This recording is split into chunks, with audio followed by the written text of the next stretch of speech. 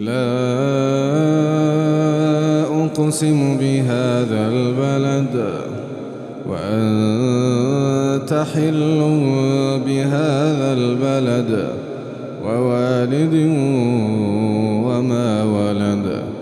لقد خلقنا الإنسان في كبد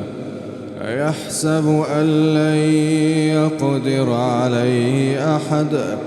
يقول أهلكت مالا لبدا أيحسب أن لم يره أحد ألم نجعل له عينين ولسانا وشفتين وهديناه النجدين فلاقتحم العقبة وما أدراك ما العقبة فك رقبة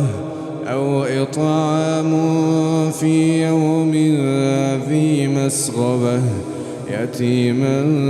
ذا مقربة أو مسكينا ذا متربة ثم كان من الذين آمنوا وتواصوا بالصبر وتواصوا بالمرحمة أولئك أصحاب الميمنة والذين كفروا بآياتنا هم أصحاب المشأمة عليهم نار مؤصدة.